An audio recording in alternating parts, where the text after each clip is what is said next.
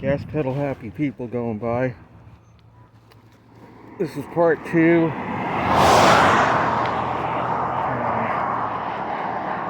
I decided I was going to ride part way back home from Covington.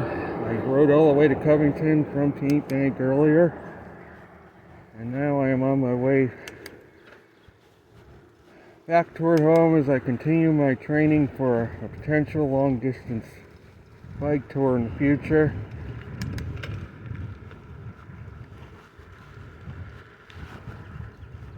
There's some flock of Canadian geese, it looks like, heading northbound.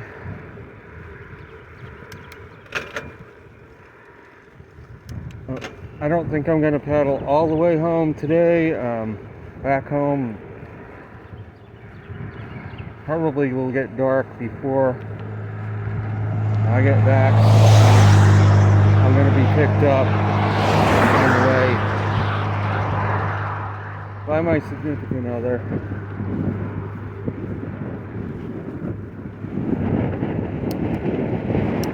What I was going to talk about today is more about climate.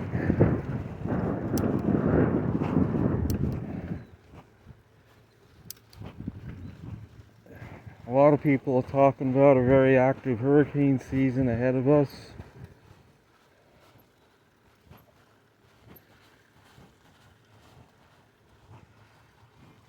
But are we really going to have an active season this year is a big question, despite the La Nina coming on, which in times past has led to more active seasons.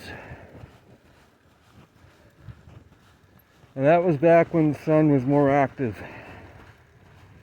And that was also back before they started tinkering with the weather like they're doing now. So we got two factors that are going to likely diminish this hurricane season.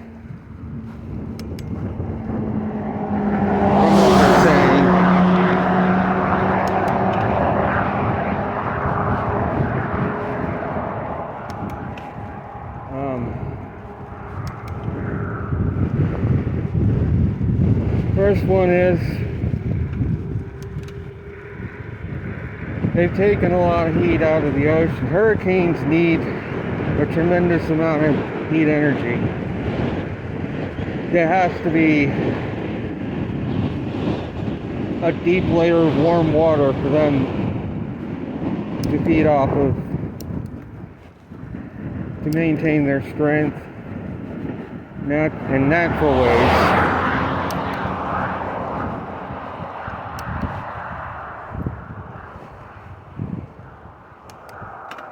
A lot of that heat has been taken out, especially over the Gulf of Mexico in recent years. As I've been talking about, they've been using satellite technology to try to enhance tropical weather systems to become hurricanes that may not have otherwise done so. When they do this,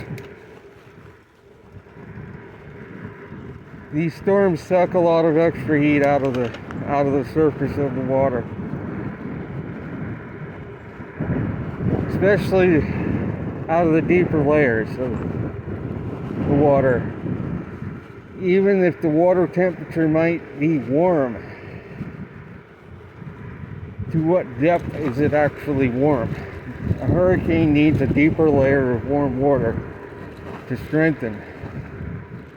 The warm water layer is very shallow. That hurricane or storm is not likely to intensify as much. And every time they manipulate a system, it's taking enormous amounts of extra heat out of that water, because they're enhancing the convection. When the convection is enhanced, in order to have convection, you have to have heat energy to fuel it. So when they shoot a storm with convection, it sucks that heat out of the water a lot more than if it had developed naturally on its own.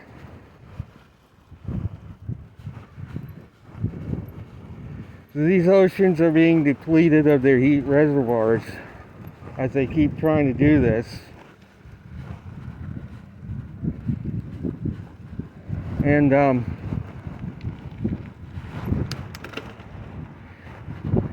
that's going to cause it's going to become more and more difficult to get a major hurricane, and eventually to even get a minimal hurricane, because there just will not be enough heat reserves left in the ocean to fuel these storms.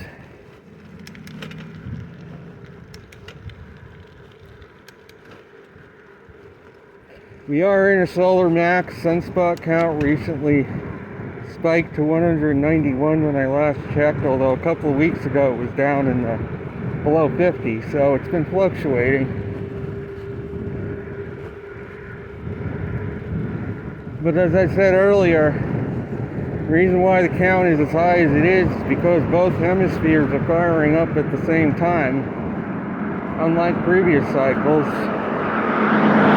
where one hemisphere fired up and then a couple of years later the other one did.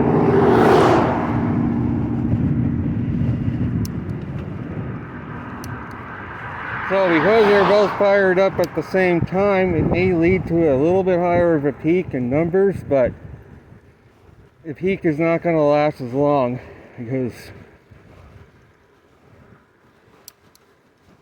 they're both at the same time going to begin to wind down as well. Both hemispheres, northern and southern.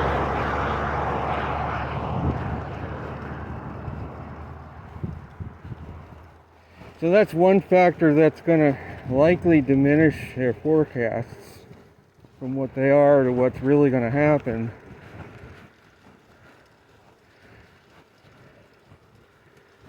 The other factor is that because we're in a global cooling regime, the subtropical high pressure systems that steer these systems, hurricanes and other weather systems, are going to likely set up a little further south, and what that does in the Atlantic is it shoves all the tropical weather systems down towards South America. They have less of a window to develop because hurricanes don't like high pressure systems.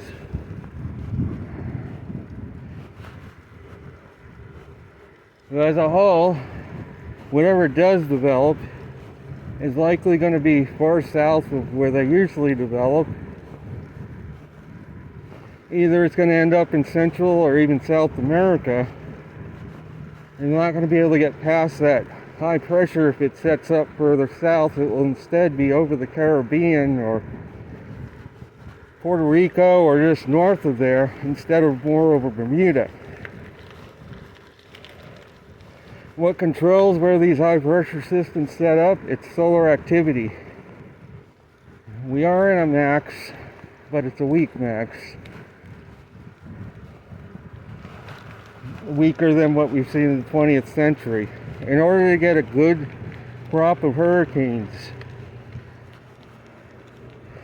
you need that high pressure to be up more toward Bermuda so that these systems could develop in the Caribbean and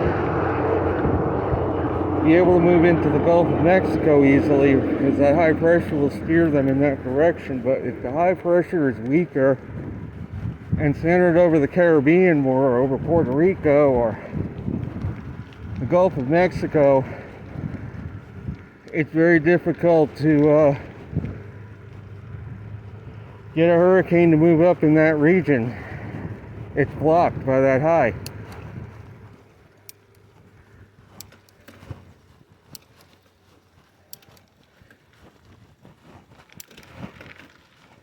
So in a global cooling climate, these high pressure systems set up further south as semi-permanent high pressures around the globe.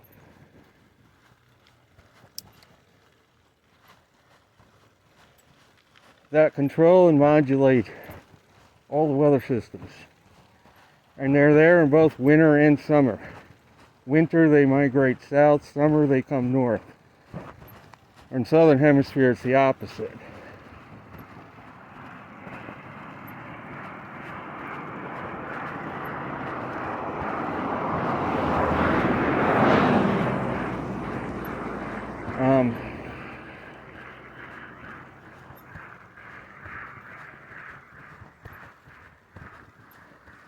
Car was a little close, but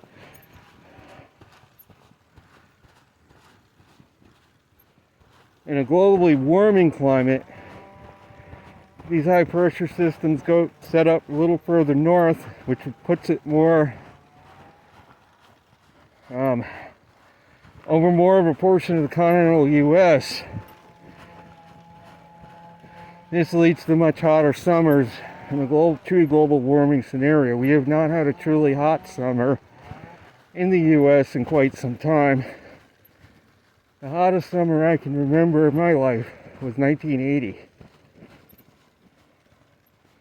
With maybe 1988 a distant second.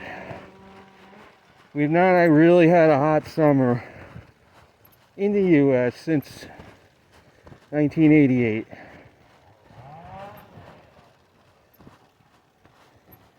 And those are years when that high pressure system set up more over the continental U.S. as it did frequently back in the 30s, which were a warmer decade.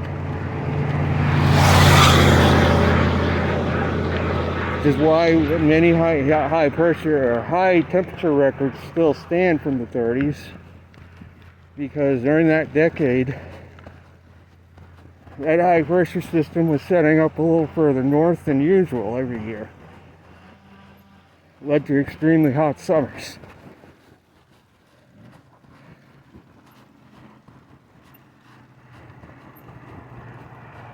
I'm going up a huge incline here.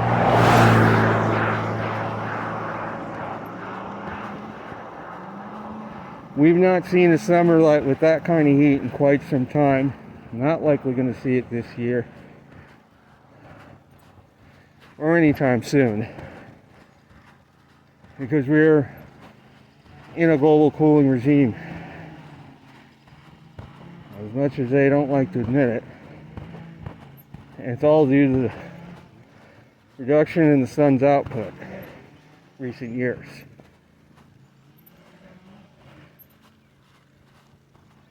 This is one huge hill.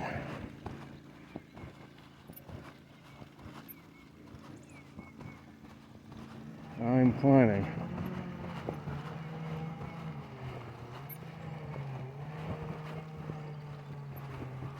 So those are the two factors that I feel are going to inhibit hurricane formation this year.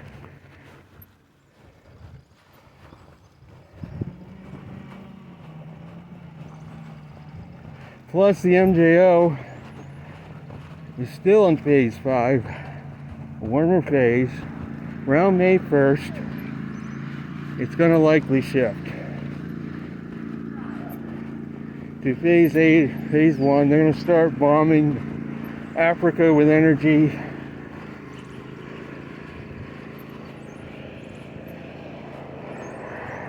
And the Amazon, because that will put the MJO in more favorable phases for hurricane development and landfall in the U.S.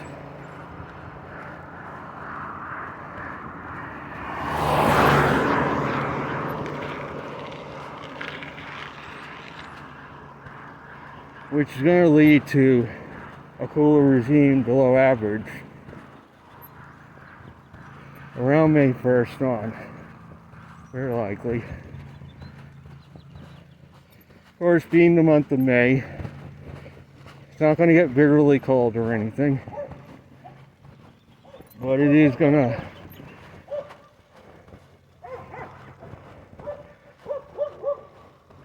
we're not going to have above average readings anymore for most of the U.S. after May 1st. My prediction.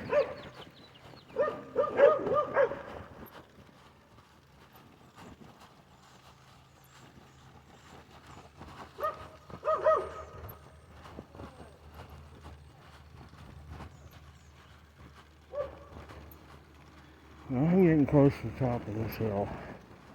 Finally. A long one.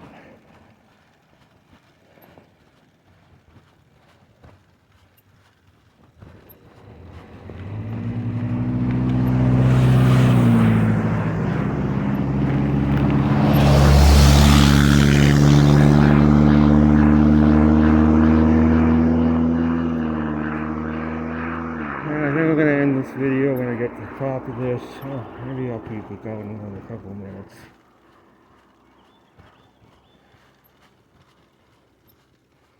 But I am, like I say, training for a long distance ride. This is good training around here. No shortage of hills.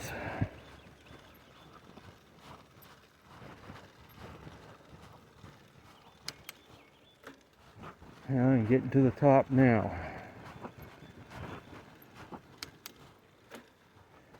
I think I got one more lesser climb before I get to the store where I'm probably going to end up getting picked up.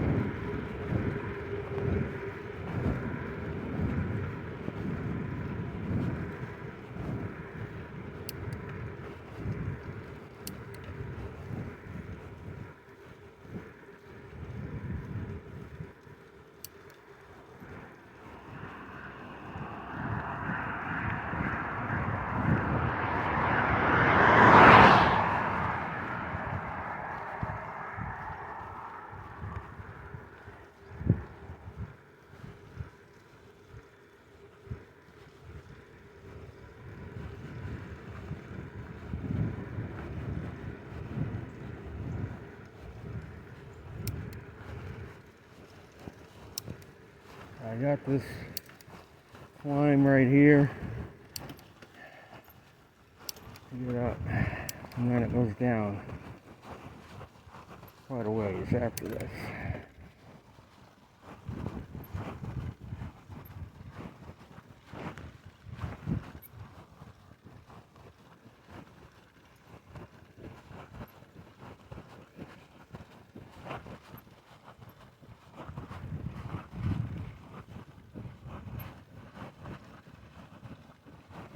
I'll try to keep this video going for the downhill coming up.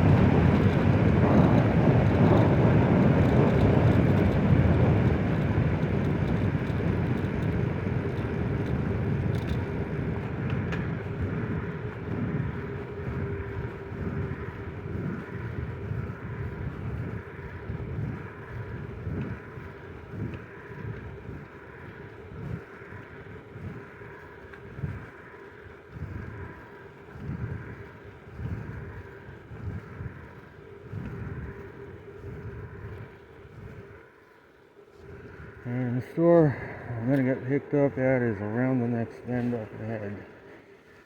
I'm going to be ending this video shortly.